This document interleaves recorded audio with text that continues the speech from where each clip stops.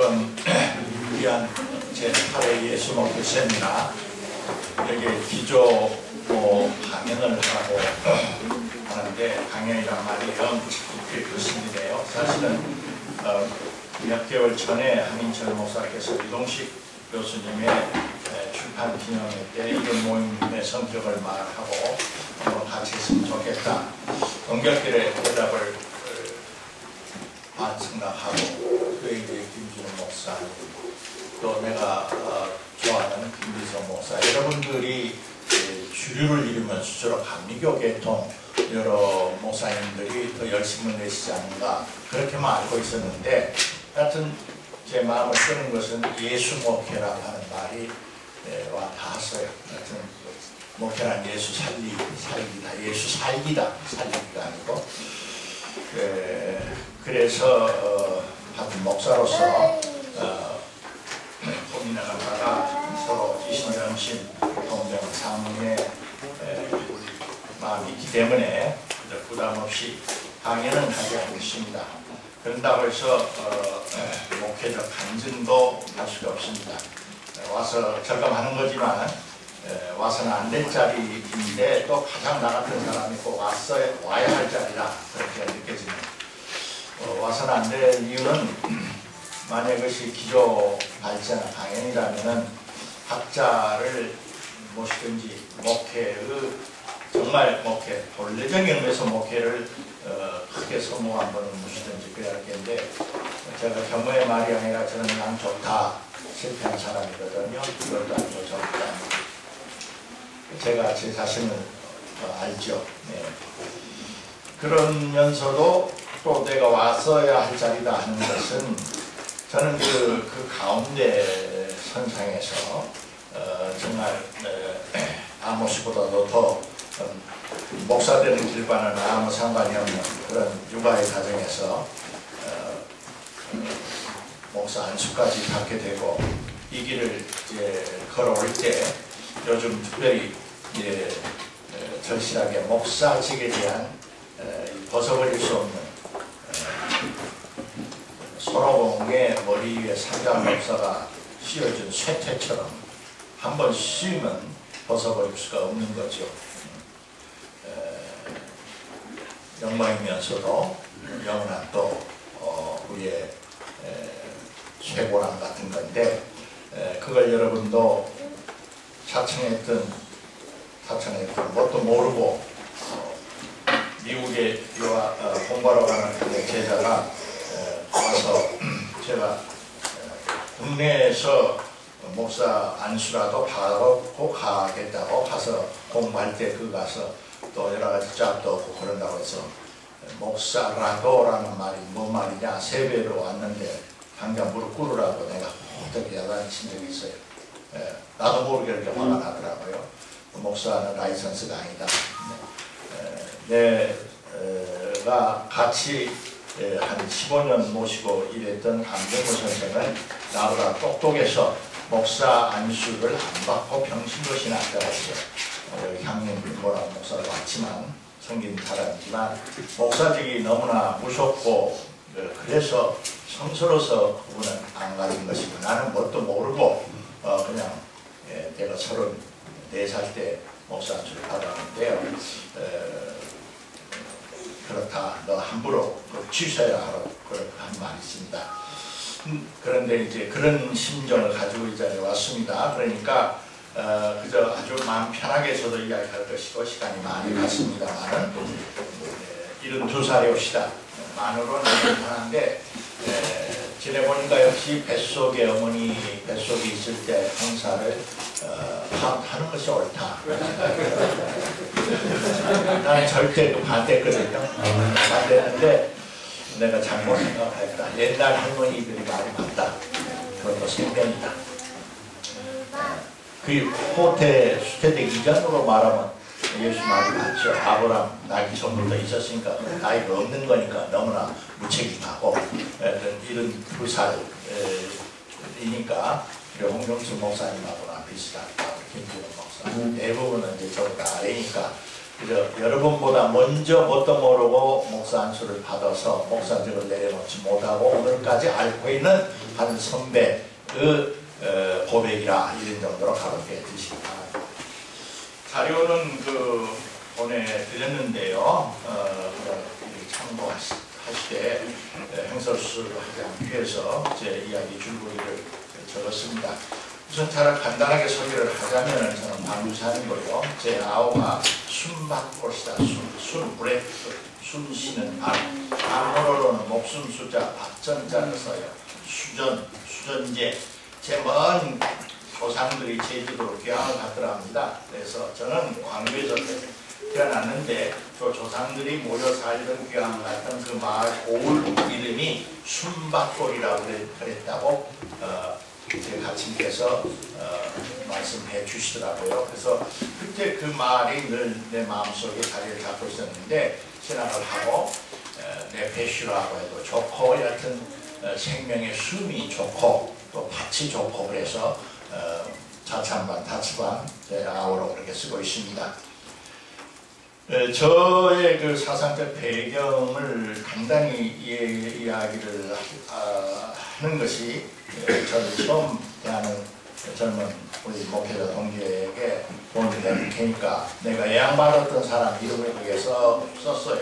서양학자로서는 여러분도 다 학교에서 영향받은 분인데 12명만 골랐습니다. 12사도로 생각하고 바르트, 틀리히, 샤르댕, 리차드 니버 형님을 넣을까 동생을 넣을까 하다가 형님을 드랍시키고 리차드 니버를 넣었어요. 생각해보니까 리차드 니버가 더 나에게 항구적인 영향을 끼친 것 같아요. 육군 쫄병 DMZ 때에서 보초 서면서 견딜 수 있도록 도와준 것은 라이너 니버였는데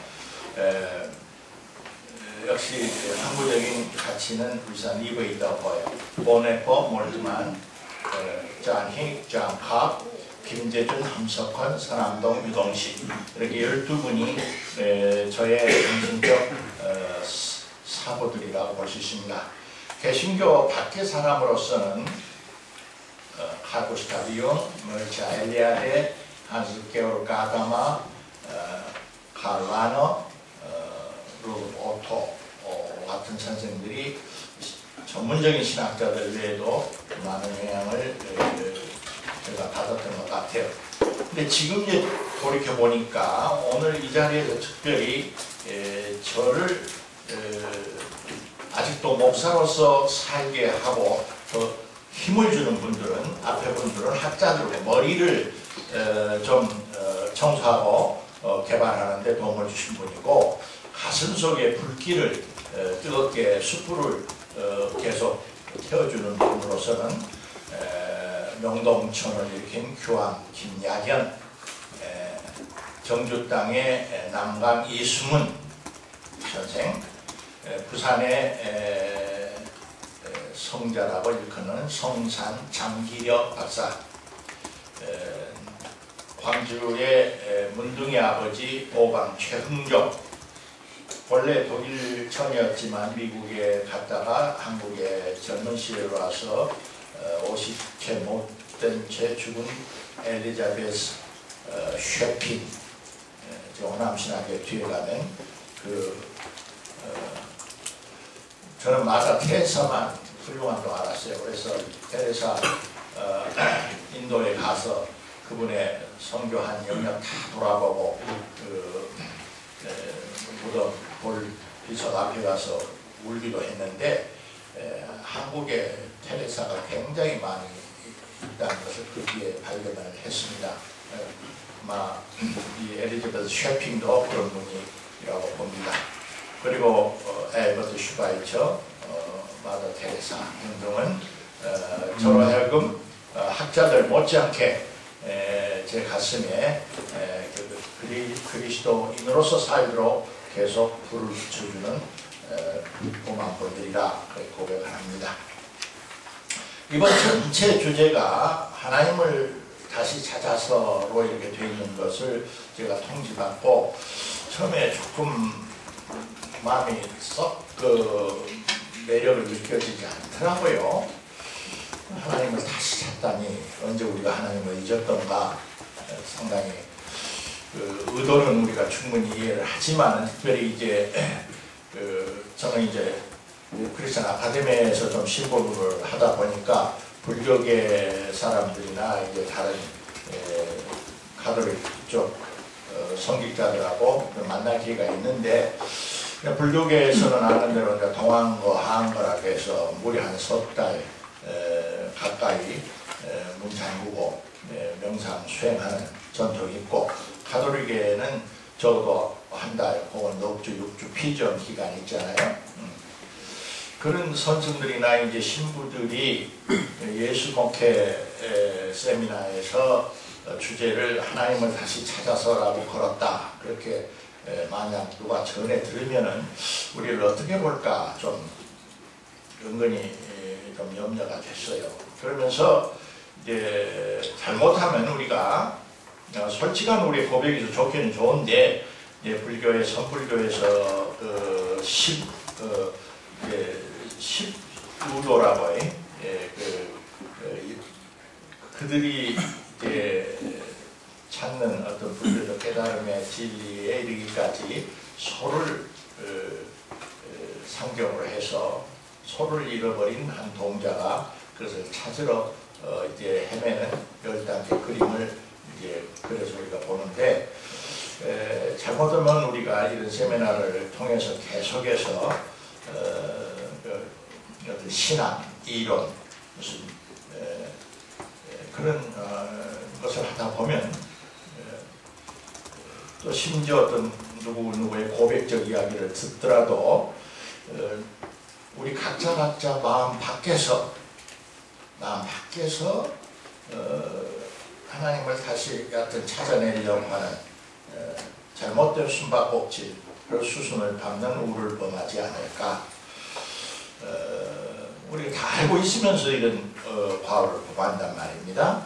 정확하게 말하면 하나님 안에서 우리가 다시 발견당하는 1박 2일이 되어야지 우리가 하나님을 다시 찾으러 이런 모임 저런 모임 가는다 하는 것을 우리가 계속 그 방향성을 바꾸지 않으면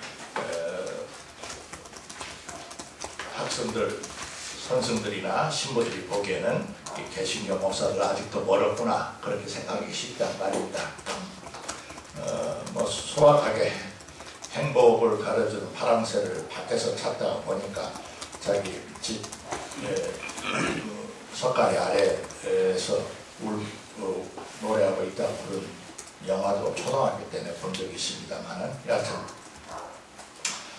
이게 저의 이제 고백적 이야기를 좀 하겠습니다. 저는 신학 순례 60년이란 말을 썼는데, 내가 59년에 입학을 했는데 5학번입니다. 그러니까 지금 그러면 11년 50년인데 어째 60년이냐 의도적으로 썼어요. 저는 제 자신을 돌아보니까 제가 알든 모르든 신학을 시작하는 것이 6.25 일어난 그 다음 해 6.25 1950년 그때 내가 11살 때인데요. 그때 광주에서 벌써 이제 빨치산과 대리구를 해서 밤에는 서로 밀리고 땡기고 하다가 초등학교 5학년 내가 되는데 학교를 가는데 시체가 청사례당에서 빨치산이 개울가에 처박혀서 뒹구는 것을 봤어요. 그래서 제가 죽음에 대한 첫 목도시다.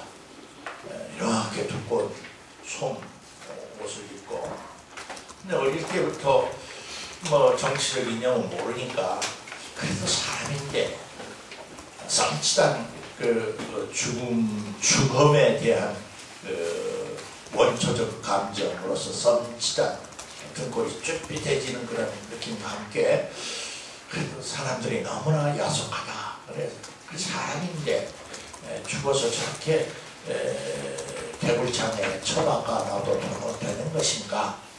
네. 그런 물음을 하루 종일 하면서 그날 공부를 하는 동 마동 하고 왔어요. 그때 제 맨 마태유교 때 전사를 한 다음에 한 줌에 개가 되어서 오는 곳으로부터 시작해서 저는 좀 일찍 이 삶과 죽음과 생명과 삶의 운명 이런 것에 대해서 좀 조숙한 소년이 되어버렸어요. 그래서 실질적으로 정신은 멀쩡합니다. 신경쇠약이 걸려서 공부도 괜찮게 했다고 그래요. 근데 병원으로 시체 영안실로 공동묘지로 많이 꽤 쏟아녔습니다. 그 문제가 해결되기 전에는 그러다가 하여튼 이제 성경 속에서 예수는 누구인가, 예수를 어떻게 만나는가, 하나님은 어떤 분인가, 하나님을 어디서 어떻게 만나는가, 그것에 관해서 답을 알고 있어요. 그 답대로 내가 실질적으로 살아남으로써 100% 그것을 경험을 생명으로 내 속에서 경험을 해야 하는데 아직 거기에는 미진하다고 고백할 수밖에 없지만 이 정답은 여러분도 알고 나도 알아요. 예수는 누군가? 이제 네 가지 성경 구절만 꼽았습니다. 말씀이 육신이 되어 우리 가운데 거하십니다.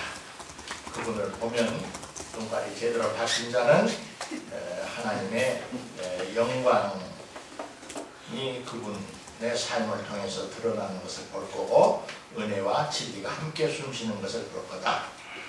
아멘이옵시다. 결국 기독교의 하나님이라고 하는 것은, 기독교라는 건 하나님이 정경이 말하는 하나님 모른다는 종교시다. 기독교는 구약에 뭐라고 많이 있지만 그건 그 고대 샘종족 일파의 독특한 모세 종교 이래의, 그러니 와이테드 같은 사람은 그 모세 종교, 예언자 종교까지도 우리가 상당히 그 비판적 안목으로 봐야 한다고 보는 거예요. 그러나 더 깊이 보면은 하나님을 잘 안다고, 하나님은 계시 하나님이니까 계시된 하나님은 우리가 다 이제 알 수 있다고 생각하는 데서 더 큰 병통이죠. 문제가 더 많이 나죠. 거기서. 고대 사회에서 최선을 다해서 그렇게 이야기하는 거고, 성경은 역시 너는 왜 내 이름을 묻느냐. 내 이름을 묻는 것, 너는 내 이름을 묻기는 묻지만 이름을 묻는다는 것은 그 이름을 지닌 자의 본질이랄까 본성과 그 실체를 묻는 건데, 너에게는 그 어울리지 않는 질문이라는 거예요. 물을 수가 없다는 거예요. 물을 수 없는 것을 묻는 놈, 그러면 바보든지 오만 방자한 놈이든지 그렇지요. 저는 그것이 이제 뒤에 이야기가 나옵니다만은, 제가 신학교를 하게 된 것은 정말 이건 아무리 믿음 없어도 고백을 하기에는 역시 성령의 발길에 채워서 내가 이 길을 가게 됐다라고 그렇게 고백할 수 없어요. 집에 그런 가정 배경이 아니었으니까요. 그래서 이제 부동산, 광주 부동산이 1,050m 되는데 그 꼭대기 가면 이제 억새 밭이 넓게 펼쳐져 있고 큰 황화 바위들이 가 있는데, 거기서 기도도 어떻게 할 줄도 모르지만 18, 19, 20살 소년이 몸부림을 치면서 어떻게 해야 좋을지를 모를 때 일종의 그 오토가 말하는 루미노제 체험을 제가 한 것으로 기억이 돼요. 지금 생각을 해보니까 그 중에 제일 그 핵심이 너는 하나님을 물을 수 없다, 알 수 없다는 책입니다. 늦가을에 이제 그 억새 푸른 속에서 찌릿찌릿 울고 있는 그 곤충을 내가 내려다 보면서 기도하다가 지치면은 그걸 내려다보고 내가 문득 너가 그 내려다보고 있다고 하는 그 사실을 저 억새 풀 속에 있는 귀뚜라미가 알겠느냐? 귀뚜라미에 비하면 너는 인격적 존재고 이성적 존재고 곧 죽어도 뭐 죽어저축 하는데 알겠느냐? 아직 없지요. 너도 마찬가지야. 너는 부동산 갈대 억새불 속에서 찌르고 울고 있는 하나의 벌레야. 그런데 어떻게 네가 나를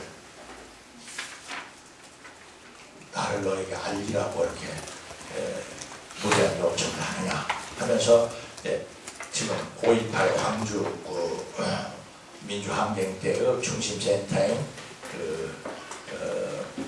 충장로를 환히 내려다 보이니까 손바닥처럼.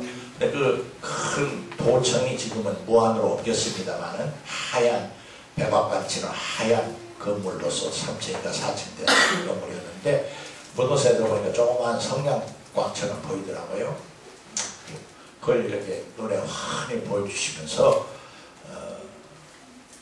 너 일생 동안 돈 벌어서 큰 부동산 투자해도 저것보다 더 큰 거 만들기 어려우니까 별로 저것도 1000년, 2000년 지나면 모래구덩이에 밖에서 아무것도 남는 것이 없는데 보이는 그런 건물을 위해서 일생 살지 말고 한번 멋있는 눈에 보이지 아니하는 영원히 새하지 않는 하나의 복음의 집을 짓는 일에 한번 헌신을 해보지 않겠느냐. 그런 꼬드김을 내가 받았어요. 꼬드김을. 저는 집에서 목사, 장로, 집사 아무도 집에 없었고요. 교회도 별로 다니지 않는 데였고 또 신학자, 승려도 없었습니다. 유교를 거치면서 우연한 기회에 성경을 읽는 가운데서 정말 말씀의 회심을 겪었다고 그렇게 고백할 수밖에 없는데 여하튼 이야기가 지냅니다. 좀 곁으로 흘렀습니다만 저는 그렇게 봐요. 하나님은 모른다. 근데 기독교는 뭐냐? 예수를 통해서 하나님을 아는 종교라고. 예수를 통해서 예수가 보여준 하나님을 고백하는 종교입니다. 그러니까 하나님을 다시 찾으려면 예수를 찾아야 해요. 예수를.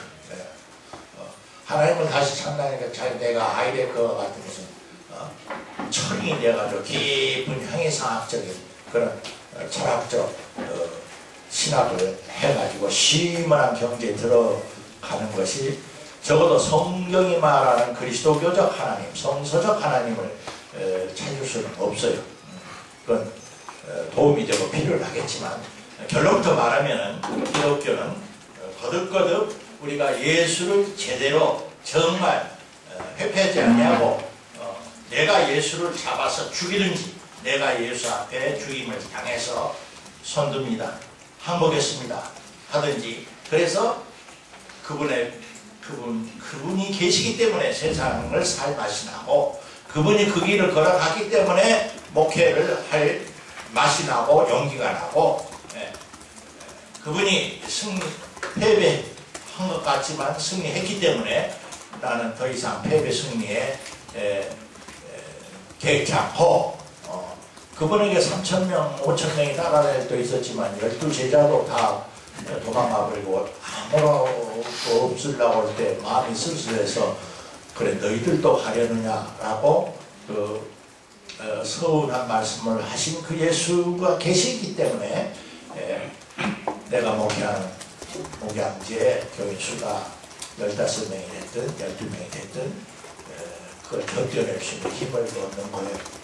예수를 바르게 다시 만나고 바르게 알고 바르게 찾는 것, 그것이 하나님을 다시 찾는 정도지 무슨 신비체험 속에서 금식 2달 석 달 하고 비몽 상황가에 그것도 도움은 되죠. 도움은 되지만은 핵심은 예수를 근데 어떻게 만나느냐. 성경 공서를 연결을 통해서 여기서 만나겠지만은 제가 그 전제를 하고서 깨달은 72살 먹은 노 목사의 조언은 그겁니다. 요한 복음 14장 21절.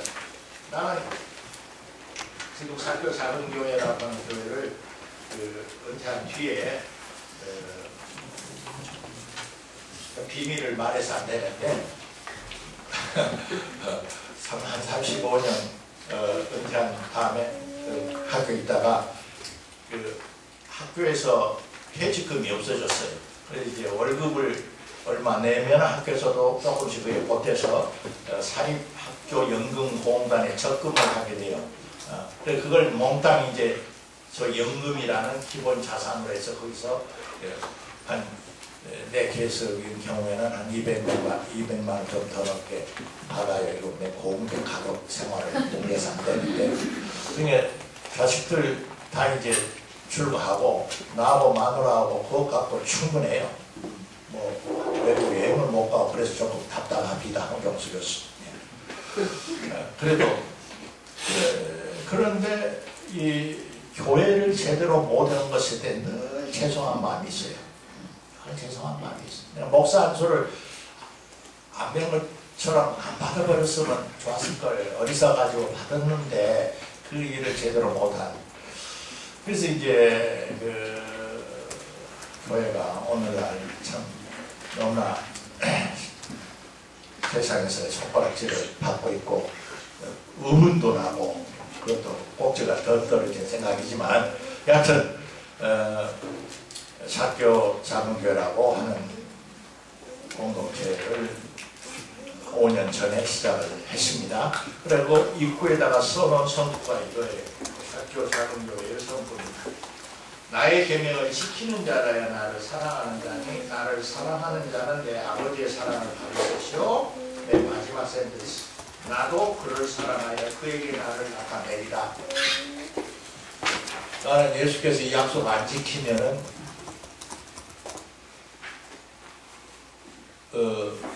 기독교가 거짓말이라고 하는 그 계명을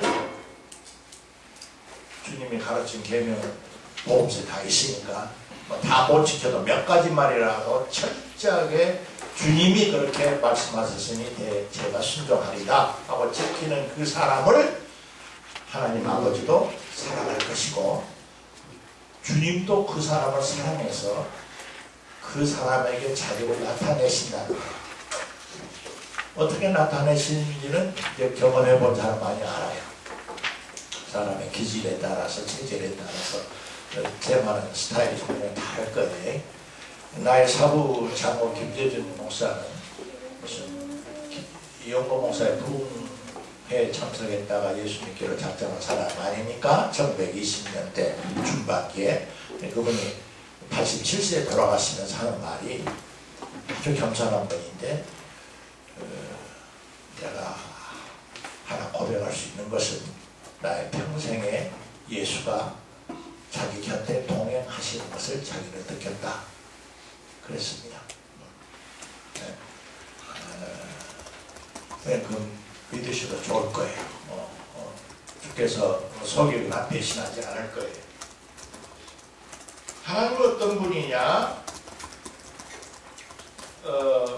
이건 이제 내가 조직신학을 전공하는데 조직신학, 마틴 루터의 로마서 1장 17절 대신 조직신학을 하는 나의 화두. 하나님은 한 분 하나님. 그런데 그분은 만유의 아버지신데 만유 위에 계시고 만유를 통일하시고 만유 안에 계신다. 에베소서 4장 6절. 이것이 나의 하나님과를 한마디 성구로서 요약하는 구절이라 볼 수 있어요. 시간이 있으면 그 이야기 조금 하지요. 그리고 이제 하나님을 어디에서 그러면 구체적으로 체험하는가는 예수의 만나는 체험과 연결이 되는 것이지만은 특히 이제 제가 은퇴할 무렵에 한국 기독교가 7, 80년대 그냥 미국의 수령교회 것을 본받아가지고 소위 이제 성장, 신화에 완전히 빠져가지고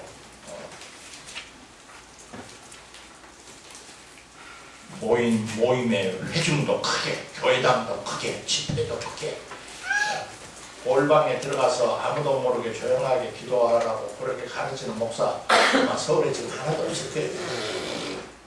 나는 그렇게 싫더라고요. 집회를 열었다 하면 뭐 삼양 축구장에서 10만이 기본단이야. 장축체육관에서 뭐 한 5, 6천 명, 이건 최소. 그게 이제 70년대 5.16 광장, 지금 국회수동 앞에 5.16 광장 지금 없어졌는데요. 그게 소위 빌리그램 초빙해가지고 100만, 200만 그 집회를 했거든요. 그때부터 기독교가, 난 그건 100년에 한 번 정도 했으면 될 일이지, 왜 그렇게 큰 거 한지를 모르단 말이에요. 그래서 그게 아닌데 하고 속으로 답답한 마음을 추스리고 있는데, 이 사도행전 17장에 이제 바울이 아테네에 이제 피의자로 서서 여러분 다 아테네 가서 파르테논 신전 보고 오셨지 않았어요? 당시에는 얼마나 휘황찬란했겠습니까? 지금 뭐 다 허물어지는 돌기둥 주랑만 보기 위해서도 1년에 수백만이 아테네를 찾아가는데, 당시에는 얼마나 그 위용과 아름다움이 사람을 압도했겠죠. 근데 이 꾀죄죄한 사도 바울이 그 파르테논 신전보다 이 아레오파고 법정 그 무엇을 좀 아래죠. 지금 여기서 보면 경동 서울의 남산 위에 파르테논 신전이 있다면 장충체육관 신라호텔이 있는 데가 여기가 그 아레오파고 법정이거든요. 그걸 가리키면서 손가락을 가리키면서 한 설교 아닙니까? 하나님께서는 천지의 주제시니 손으로 지은 전에 계시지 아니하고, 아주 대놓고 하는 거예요. 아테네 자기들의 그 신이 저기 계시는데 너희들 허치픈 거야. 그게 신은 없어. 무엇이 부족한 것처럼 사람 손으로 성균을 받는 것이 아니야. 참 신이란 그런 거 아니야. 만민에게 생명과 호흡과 만물을 지는 주님이시고, 우리 각 사람에게 멀리 계시지 않아. 우리가 그를 힘입어 살며 기도하며 존재하는 거다.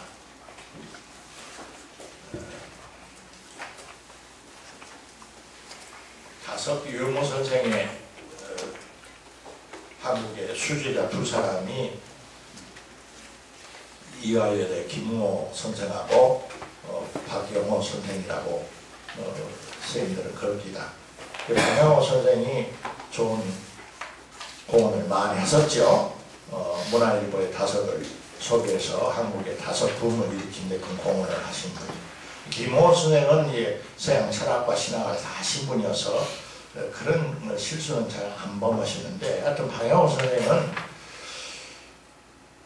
큰 공헌을 하셨는데도 불구하고 어떻게 참 거부할 정도로 하여튼 바울을 그렇게 미워하시더라고요. 바울이 기독교를 망쳐놨다는 거예요. 바울은 이건 전부 버려야 한다고 생각을 하십니다. 이 천년의 신학사가 바울 해석이 잘못됐고, 어떻게 보면 바울의 이쪽 측면 저쪽 측면을 한 것이지, 정말 바울을 제대로 공부하고 해석한 건 최근에 예수 세미나 이후에 좋은 책들이 많이 나온 줄 압니다. 우리 김지열 박사께서 수고를 하시고, 그래서 최근에 좋은 바울 책이 나옵니다만은, 여하튼 바울의 이 말이 얼마나 나 같은 사람에게는 용기를 주었는지 몰라요. 뒤에 나가다 시간 되면 끝날 테니까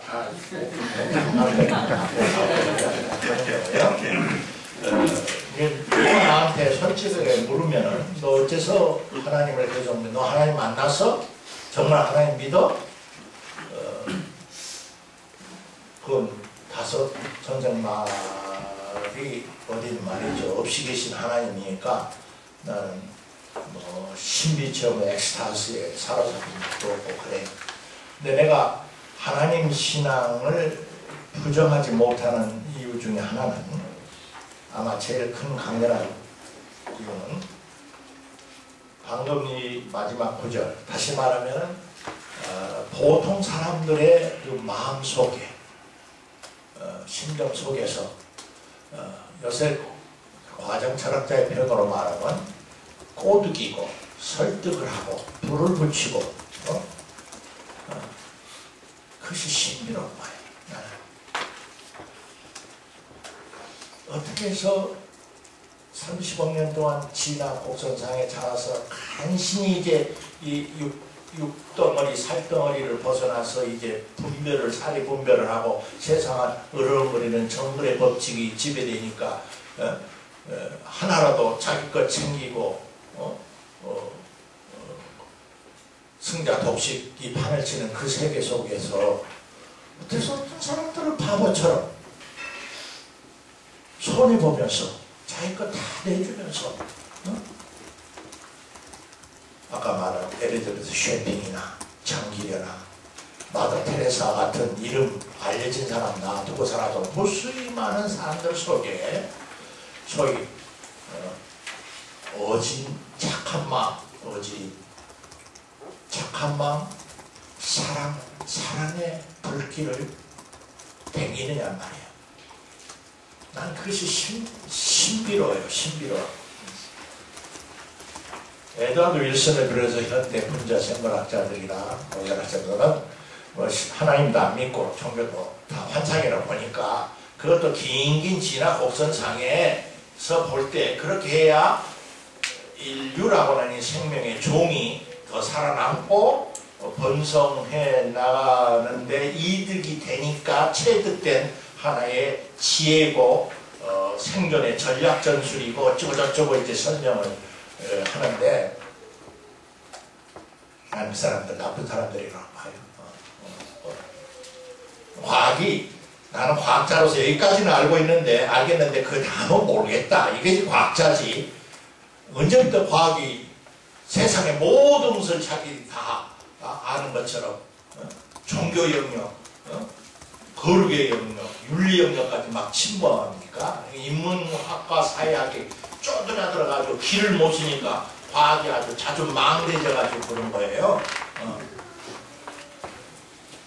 거기에 여러분 소가 넘어가면 안 됩니다. 아마 시중에 소설에 나오는 과학서적 많이 읽으세요. 적어도 많이 있기는 있지만은 어느 선을 넘어설 때는 바보처럼 따라가지 말고 에드워드 윌슨에게 도킨스한테 너 월경 침범했어. 너 한계를 넘어서 너가 말할 수 없는 것을 과학의 이름으로 해. 과학 종교를 하느냐 말이야. 과학은 과학을 해야지. 그러니까 그런 거예요. 사육식, 생육식, 뭐 이영이, 홍정수도 여기 앉았구만. 조금 잘못했다고 그러고 좀 타협을 하고 빌고 그러면 될 건데 죽어도 나 그렇게 못하겠다. 의가 뭘까? 정의가 진실이 뭘까?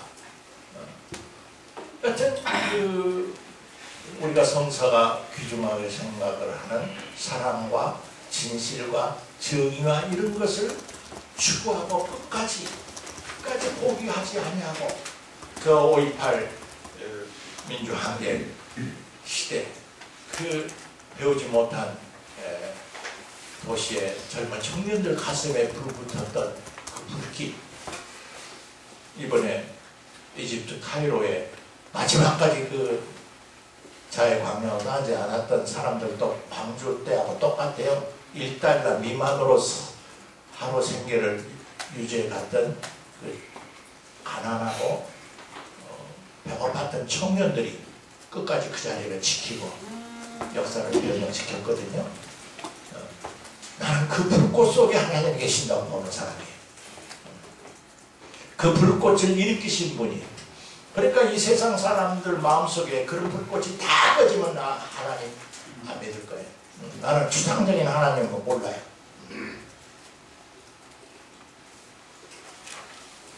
아레바고에서 바울이 그랬잖아요. 하나님 우리에게 멀리 계시지 아니하도다. 우리가 그를 힘입어 살며 기동하며 존재한단 말이 단순히 생물학적으로 걷고 뛰고 뒹굴고 섹스하고 새끼 까고 먹고 하는 그런 살고 움직이고 기동한 것이 아니라 사람답게 살고 사람답게 움직이고 사람답게 기동하고 사람답게 존재하는 그 불길을 끊임없이 강요하지는 않아. 강제하지도 않아. 그건 하나님이 하시는 스타일이 아니거든요. 애타고 부모가 자식을 기를 때 지 뱃속으로 낳은 자식이지만 강제를 할 수가 없는 거예요. 그래 주지 않았으면 하고 애를 타고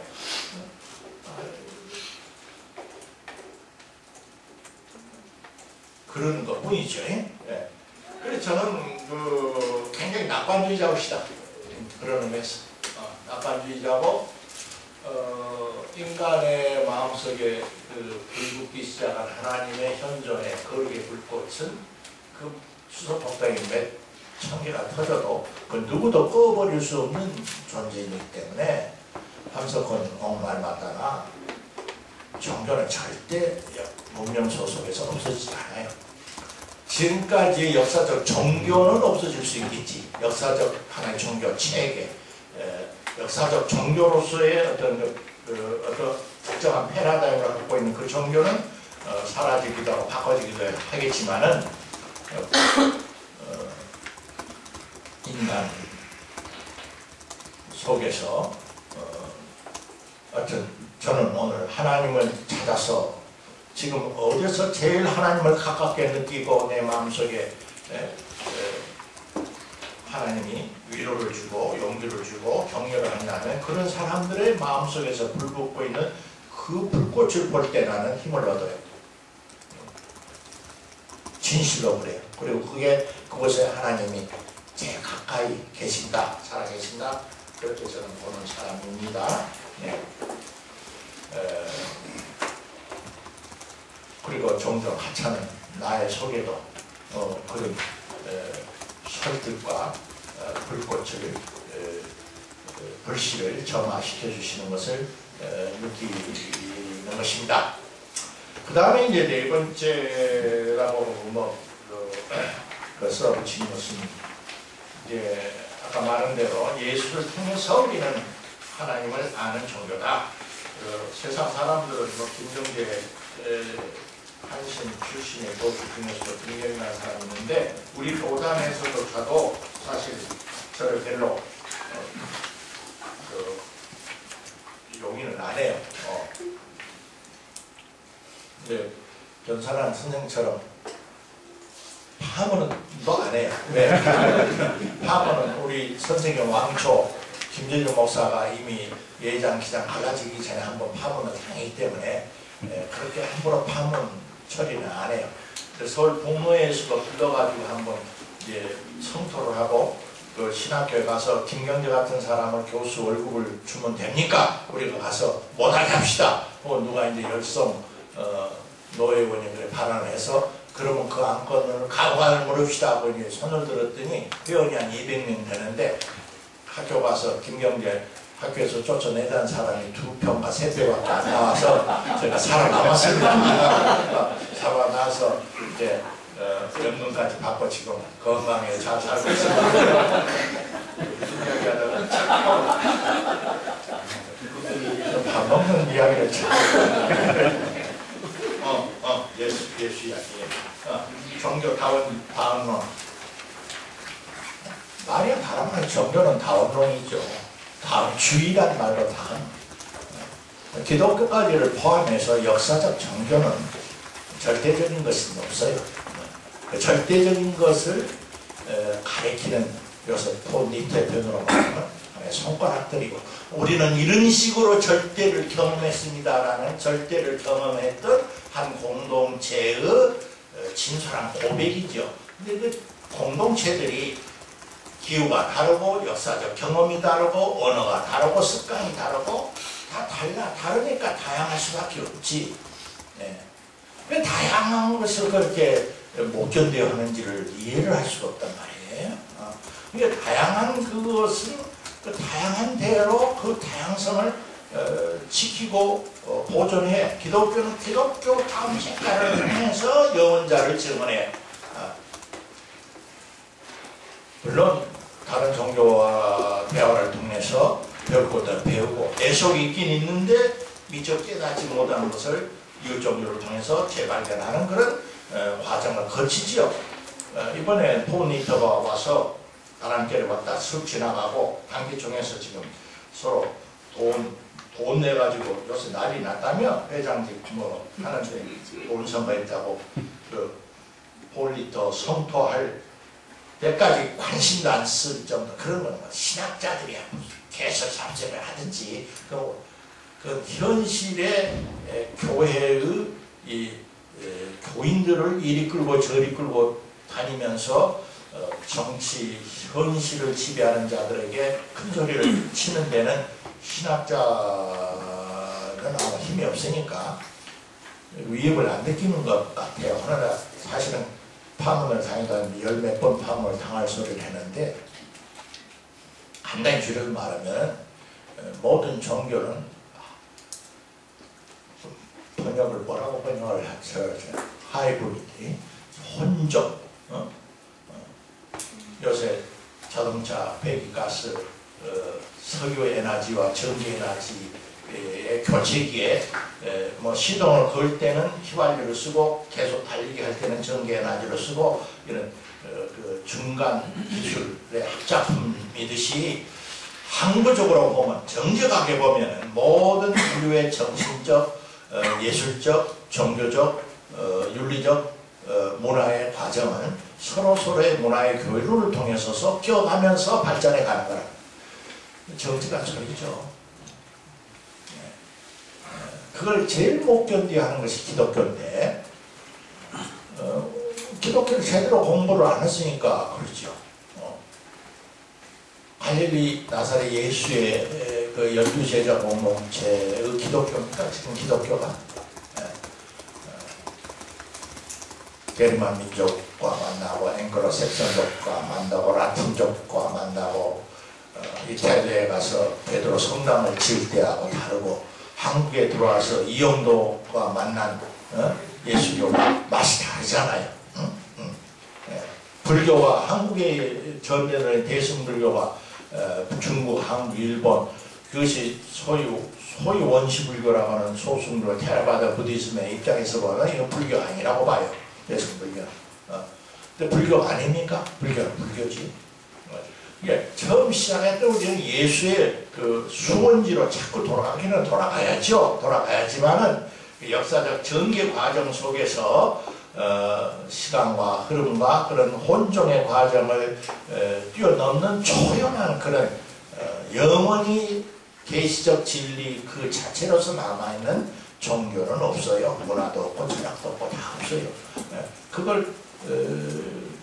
그런 정도도 깨닫지 않고 졸업을 해서 신학사, 목사 안수를 받은 그 학교와 교수가 책임이 있죠.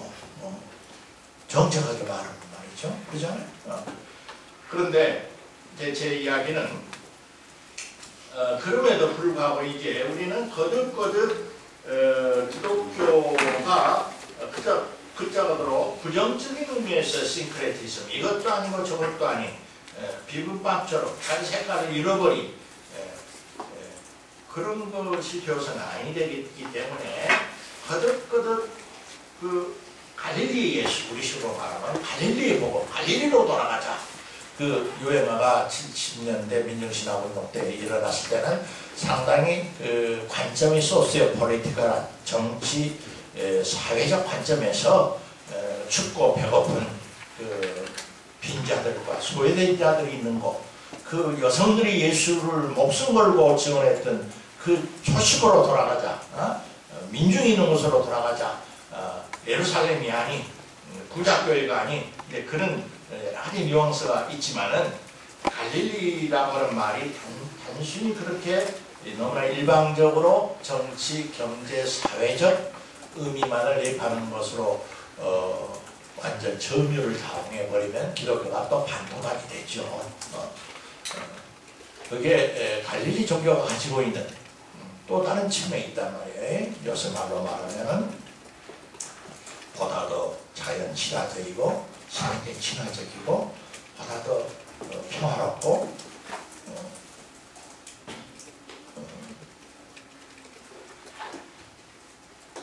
그런데 이제 그 김준호 박사가 최근에 이제 그 학생이 하는 그 연구소가 지구촌이 이제 내일 모레 지금 절단나게 생겼으니까 생태 환경 문제에 지금 크게 포커스를 돌리고 있습니다만 그 이전까지 역사 예수 연구 세계에서 일어난 소식을 한국에 전해준 역할을 충실히 해줘서 우리가 명무식하게 됐지 않았어요? 옛날 서남돈 선생이 하시던 일을 저는 김준호 박사가 하고 계신다. 저는 그렇게 생각하는 사람인데 저에게 그 서남돈 선생은 그게 제가 3학년 때까지 독신학을 가르쳤어요. 한국신학대학에서.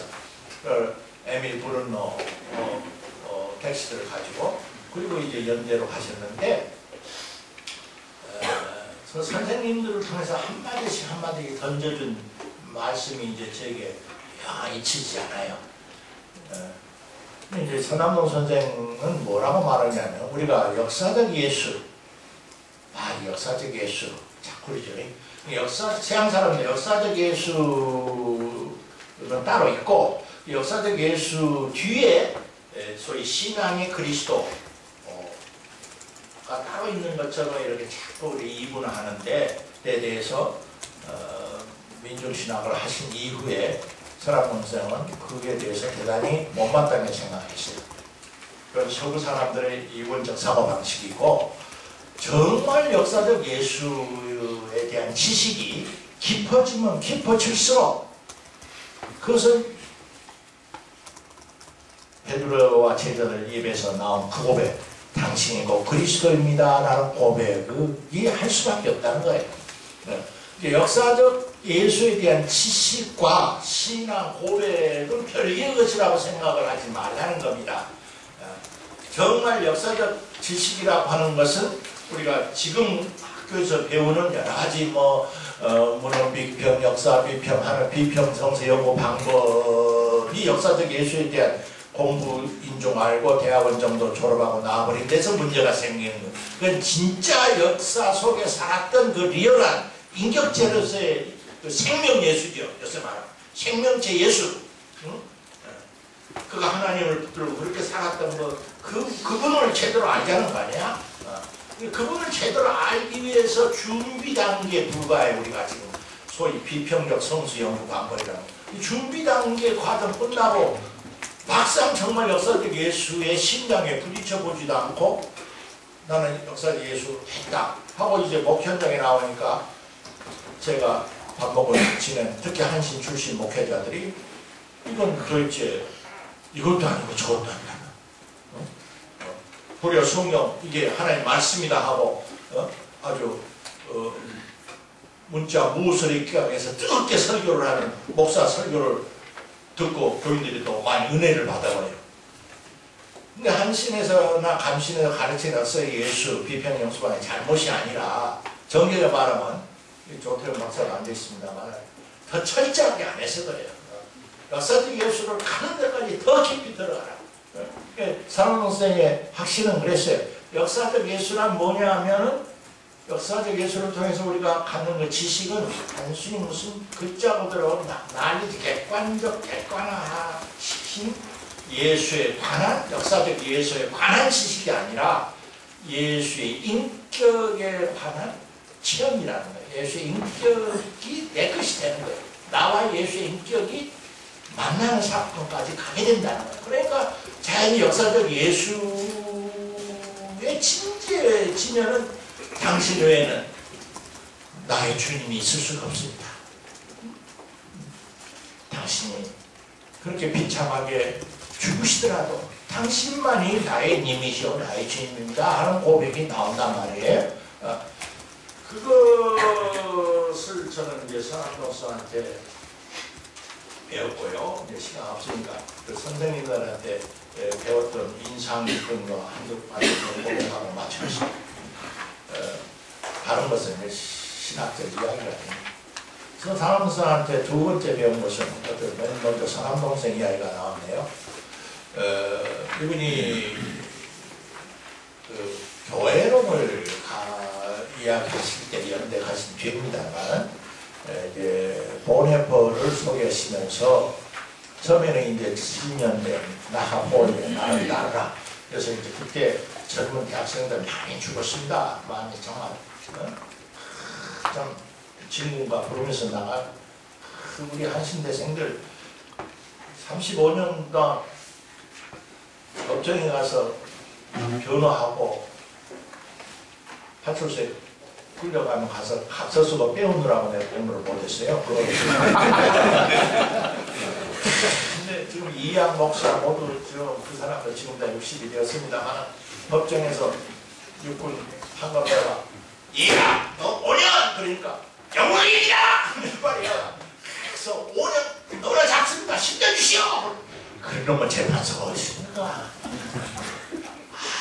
아주 담담했습니다. 민중신학이라는 것은 뭐 정교신학을 한국에서 예수 팔아먹는 못된 인간이라고 욕들 하는 이 가진 자의 기독교주의자들 정말 이 다음에 예수님 앞에 가서 좀 따져봐야겠는데 한국 근현대수 속에 민중신학의 그 멋이 빠져버렸다고 상상을 해보십시오. 가만히 한 사람도 없고 신학교에서 퇴직당한 교수도 없고 해직당한 목사도 없고 그런 20년대 후반기에 기독교가 생명이 있는 교회입니까? 정말 우리 여기 앉아있는 우리 대부분이 젊은 목회자들인데 여러분은 긍지를 가지셔도 괜찮습니다. 한국은 지금 한국 교회를 개 망나이들처럼 갖고 죽은 고깃덩어리 갈라먹는 것처럼 난도질을 하는 저 종교 정상 몰입애들 걱정하지 마세요. 그건 바람결이 다 없어질 것들이. 네. 보이지 않는 물줄기가 흐르고 있는 거예요. 네. 그곳에 분명히 쓰시는 것이 좋습니다. 좀 고생은 되실 거예요. 네. 그래도 죽지는 않아요. 뭐 죽자. 이게 역사 그러면서 이제 그 교회론을 말할 때 이제 나를 따라하는 제사직보다도 교회는 그리스도의 몸이다 라고 하는 말을 깊은 의미에서 저에게 최초로 깨닫게 해주신 분이었어요. 그것을 상징으로 이해하지 말라는 거예요. 교회는 그리스도의 몸이다. 교회를 규정하는 성서에 여러 가지 표현이 있죠. 뭐 성경 공동체, 뭐 새 이스라엘, 뭐 노아의 방주, 뭐 구원의 방주, 뭐 여러 가지 있지만은 교회는 가장 신비롭고 최고의 수준의 교회론의 원표는 바울 신앙에서 교회는 그리스도의 몸이다라고. 그것을 메타포로 이해하면 안 된다는 거예요. 그 여기에 이제 사람동 신학의 레디칼한 면이 있어요. 메타포로 해석해서는 안 되는 말은 무슨 말이냐? 전통적 신앙으로 말하면 부활하신 그리스도가 뭐 영원한 영적 세계 속에 어떤 시공을 초월해서 현존하실 수도 있고 신비가 기도 속에도 응답하실 수도 있지만은 우리의 몸이 살아있는 세포가 수십조 개가 모여서 간과 쓸개와 손가락과 눈동자와 머리털을 만들고 하나의 바디를 이루듯이 예수라고 하는 그 신비로운 그 DNA 핵을 자기 속에 가지고 있는 신자 하나하나가 살아있는 몸을 이루는 영적 세포들이 돼서 그들이 모여가지고 바디, 몸을 이루는 것이 교회라는 거예요. 아이고 그 소리를 들을 때 감당을 못하겠더라고요. 감당을 못하겠다. 근데 앞으로 1000년이 지나가도 그 말씀을 그대로 감당 못할 것 같은데 그러나 인류가 점점 성숙하고 깨달아가고 철이 들어가면 정말 신도 하나하나가 그 속에 DNA의 본질을 모든 세포는 똑같이 같듯이 예수의 형상을 DNA로 가지고서 서로 모여가지고 유기체적인 몸은 구체적인 거니까 형태를 가지고 구체적으로 시공 속에서 존재하는 것이 교회다. 그 교회론에 대해서 여러분 많이 생각을 하세요. 그래서 젊은 동역자들에게 참 감히 내가 저도 지내보니까 억울합니다. 한 번 있는 일생을 교인이 10명, 15명, 20명 됐고 내가 이 짓거리를 하면서 내 청춘으로 일생을 이렇게 사는 것이 이게 뭔가, 이게 무슨 꼴일까 하는 회의가 아마 제일 어려울 거예요.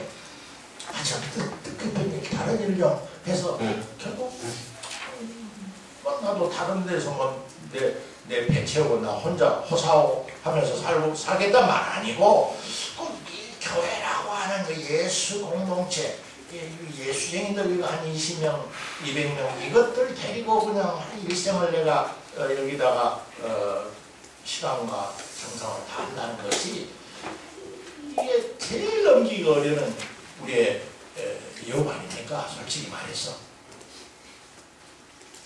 그러니까 그것을 넘어서는 여러분이 이제 관점과 연결을 가져야 하는데 무슨 숫자 개념에서 하지 못하면 우리가 견딜 수가 없어요. 그러니까 수가 적으면 힘이 빠지죠. 남 보기도 창피하고 인정도 못 받고 그러나 적어도 교회만큼은 20명이 모인 교회나 200명이 모인 교회나 2만 명이 모인 교회나 본질상 같다라고 하는 확고한 신념이 없으면 목적 못합니다. 그 분노를 교인들에게 막 들이싸고 큰 목회하는 선배들에게 들이싸고 신학자들에게 들이싸고 그렇지. 적어도 내 자신을 볼 때 그 유혹이 제일 컸던 것 같아요. 근데 맨 처음에 신학교 할 때는 모든 것이 요새는 소주병에도 처음처럼 처음 초심 있잖아요. 초심은 그때 그랬거든. 신학할 때는 내가 저 이름도 없는 섬 구석에 가서 교회를 섬길지라도 대통령보다도 나는 저 무한군 해제의 무슨 교회 전도사, 무슨 교회 전도사 그 이름 석자면 저는 만족합니다. 대통령, 국무총리 하나도 내 눈에 들어오지 않습니다. 그런 기본으로 갔거든. 솔직히 말해서 내가 여기 와서까지 거짓말하겠어. 근데 은퇴하는 마지막 설교를 회에 렉처라고 하는 걸 하신데 대학원에서 하면서 가만히 나를 돌아보니까 20살을 그렇게 기백을 하고 큰소리 치고 나왔던 놈이 아주 어떻게 요리 빠지고 저리 빠지고 결국 복음을 담고 있는 그런 노릇을 한다고 했는데 그 속에 있는 보호하는 그들도 보지 아니고 보화를 담고 있는 그 그릇의 문양을 아름답게 색칠을 하고 술을 넣고 그것도 무슨 논문이라고 내가 쓴 논문이 무슨 연구지에 제대로 인쇄가 됐나 안 됐는가 신문에 제대로 발표가 됐는가 안 됐는가 하는 게 곤두세우지. 정말 예수가 어디 계시는지에 그렇게 신경을 쓰고 살았던가 생각을 해보니까 나쁜 놈이더라고요. 솔직히 나쁜 놈들이에요. 그래서 내 결론은 그래. 실패한 목사 교수의 고백으로 들으시오. 세상에 제일 영광스러운 직업인 성직, 목사, 신부, 교수인데 제일 위험한 직업이 그것입니다. 사람 배려버리는 거예요. 아주 망쳐버리는 거예요. 인간도 저희가 아주 저질 인간. 자기기만자, 안한무인, 자존망대, 정신병자가 돼버려요. 한국 교계 목사들, 신학자들, 뭐 저도 물론 포함합니다. 만나보면요, 열이면은 7명이 정신병자 환자 같아요. 아니, 정말 웃버들 거 아니에요. 정말 진실하게 돼야 돼요. 일반 정신과 의사가 진단하기에는 다 그렇게 보여요. 심각한 문제시다. 그러니까 정신 똑바로 차리고 이 목회자의 길을 걸어가야지.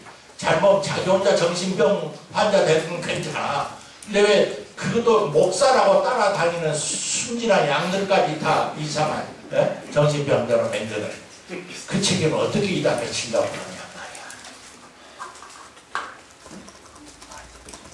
신학교 교수들이 정상적 사고를 하는 사람이 없어요.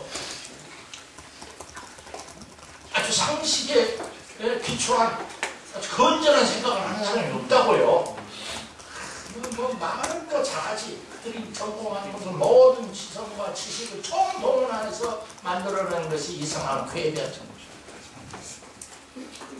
그래서 예수께서 예루살렘에서 제자들 뽑지 않고 무지랭이 촌놈들 속에서 고른 것이고, 동학 최재우 수은이 기라성 같은 몰락 요생들이 많이 있는데도 전에는 말해가면은 해월 최시영이 문자도 잘 몰랐다고 해요. 최시영을 보통을 잇는 이대 교주로 임명을 해버린 거예요. 조심하시라고요. 우리 각자가 조심해야 합니다. 각자가 설교가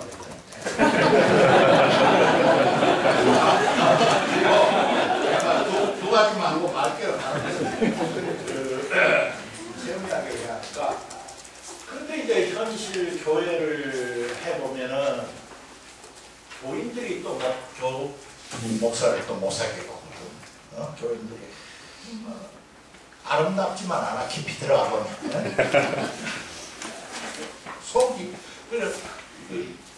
목회자 세계에 하는 말이 있잖아요. 간을 둘 가지고 있어. 하나는 선반에 올려놓고 하나는 갖고 와서 교회 목회할 때 하고, 바꿔 쓰지 않으면 다 강요하시는 걸려서 다 죽는다. 그런 놈들 속이 쓰리다는 소리인데, 이것도 교회가 하고 이제 교회를 스스로 속으로는 교회를 하면서도 교회를 사랑하지 못하는 교회에 대한 서운함, 서운함이 지나쳐서 미움, 증오, 이것을 해방시켜준 이가 나에게서는 참 김재준 목사였어요. 그분도 뭐 신학교 교육에 평생 있었지만은 아시는 대로 경동교회 설립과 영락교회 설립이 횟수가 다 같아요. 1945년 다 미국의 삼총 사업시다. 한경직, 정창근, 김재준이 그래서 24살 때 미국에서 우리가 조선에 나가면 다 각자 맡은 직분이라든지 이러지만 그래도 교회를 꼭 하나씩 개척을 해서 이 민족에게 복음을 전하자. 그래서 그 약속을 지킨 거예요. 그래서 송창근은 지금 성남교회, 한경직은 영락교회, 김재준은 경동교회. 그 뒤에 이제 강원영 목사가 경동교회를 한 50년 목회했으니까 선생님 저리 비키시하고 당신 경동교회 처음부터 그까지 하신 것처럼 사람들이 잘못 알고 있지만은 10년간 당회장이었습니다. 김재준 목사가. 그리고 끝나면 늘 손잡고 저 남산에서 그 수요 저녁 예배도 늘 왔다 갔다 하시고 그러신 분이에요. 교회에 대한 사랑이 지겠죠. 근데 그분의 교회론을 그 전집 속에 다 뽑아보니까 그런 말이 제 마음을 울렸어요.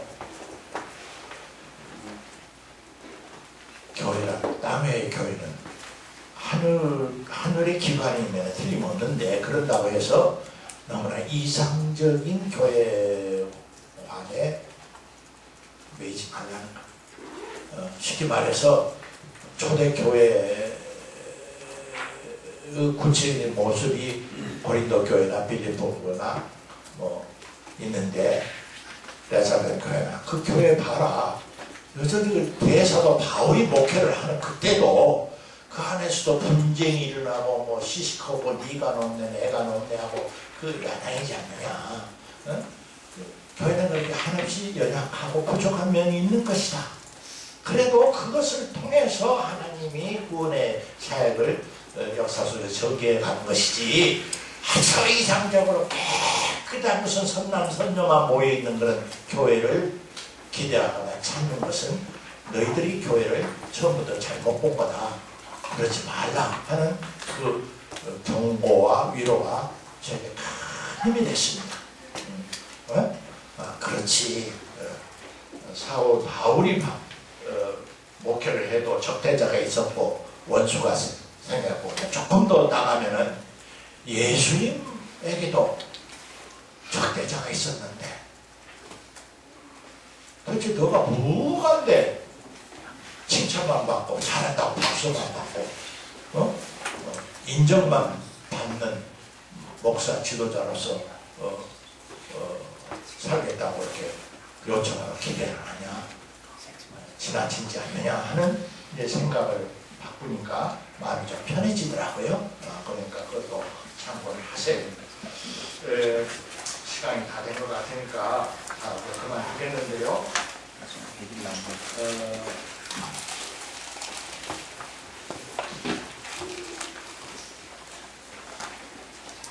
특히 앞으로 목회를 해나가는 시대에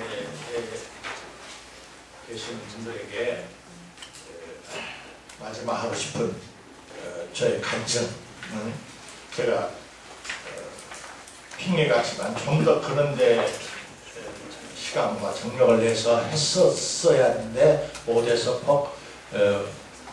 지금 72살이 되니까 후회스러운 것이 뭐냐면 앞으로 점점 더 그럴 거예요. 줄여 말하면 종교, 영성이죠. 종교적 영성, 과학적 사고, 과학적 세계관, 과학, 그리고 예술적 감수성, 이 셋이 반드시 같이 가야 합니다.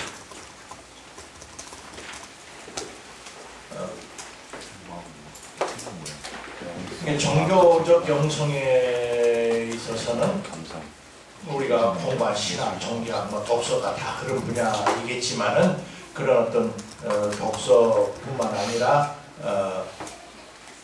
요새 그 칼 라너가 했던 말을 폴 미터의 책 속에 인용했던 인어 퓨처 미래는 앞으로 오는 세계는 기독교인들이 미스틱 신비가가 되든지 아니면은 아무것도 아닌 맹탕 종교인이 될 거다 그랬어요. 그때 말하는 신비가는 뭐 화물경에 빠지는 엑스타시의 체험을 꼭 해야 한단 말이 아닙니다. 그때 신비가란 말이 좀 포괄적으로 여러분이 이해를 하는데 하여튼 하나님을 느끼는 거예요. 영원한 어떤 거룩한 어떤 신비로운 경애를 우주 자연 속에서, 대자연 속에서, 생명 속에서, 이 꽃 속에서 보고 직감적으로 어떤 그 현종을 느끼는데 예민하지 않으면 곤란합니다. 그 목사가. 그러면 자연히 그 목회자는 예술적 심성을 갖게 돼요. 직접 시를 쓰거나 뭐 그림을 그리나 뭐 피아노를 잘 치나 그러라는 건 아니에요. 다시 김재중으로 말하면 목사는 시를 직접 못 쓰더라도 시심을 잃어버리는 순간 그는 목사가 아니다 그랬어요. 시심을 잃어버리는 순간 그는 목사가 아니다.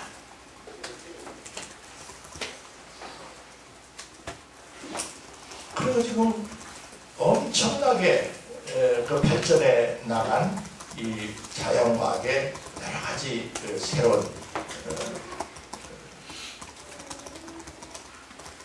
결실물들 적은 것은 모르죠. 우리 모르지만 적어도 시내 수십만 권씩이 팔리고 있는 최근에 뭐 생물학이나 천문학이나 뭐 물리학이나 이런 것에 대해서 한국의 중산적 대기업의 30, 40대 빠릿빠릿한 사람들이 교회 나가서 목사 설교하면 귀 듣고 그거는 만족을 못하니까 혼자 그래도 독서를 하겠다 하고 그들이 사서 보고 있는 그 중요한 여러 가지 소설이나 과학서적들 여러분 관심 갖고 보셔야 합니다. 관심 갖고 보셔야 해요. 영국문이거나 뭐큰 책방 가면 그래서 이제 저는 농노의 제일 첫 구절을 이제서 깨달았어요. 유교의 경전 속에서 유교도 하나의 철학이고 도덕이고 종교인데 그들의 경전을 설명하는 여러 책들 중에서 논어가 상당히 중요한 논어 제 구절이 세 센텐스 하기편이 하기시 십지면 불억여로 유붕이 자원 방여 불억락호와 인부지 불억이면 불여 군자호와 내가 배운 것을 신학교에서 배운 것을 그렇구나 하고 그것을 다시 깊이 익히고 신천적 차원에서 아하 하고 성경도 마찬가지.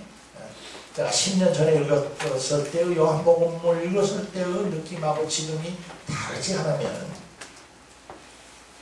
안 되나요? 그게 하기 쉽지. 유붕이 작은 방대를 나면 어떻게 이해를 하느냐 하면은 이것도 일종의 유붕이 작은 방대로서 서로 잘 모르던 멀리 있는 것들이 뭔가 몇몇 분들이 예수 세미나라고 목회 세미나를 한다는데 저는 그래 좀 다를 거예요. 저는 성공의 비결을 가르쳐주는 노하우의 학습 시간은 아닌 것 같은데 그래도 그곳에는 뭔가가 있지 않을까 하고 서로 모르는 사람들이 모였단 말이에요.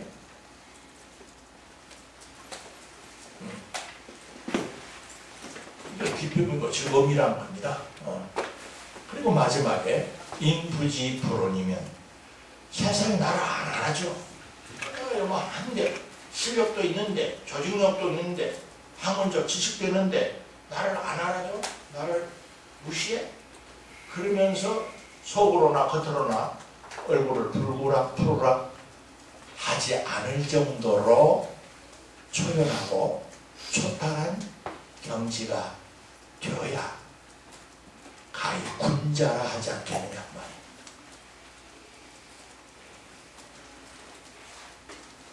말이에요. 정확하게 제가 반성을 해보니까요. 세 번째 합격하기가 참 어렵더라고요. 참 어렵더라고요. 너무나 시간을 많이 썼습니다. 그만하랍니다. 고맙습니다.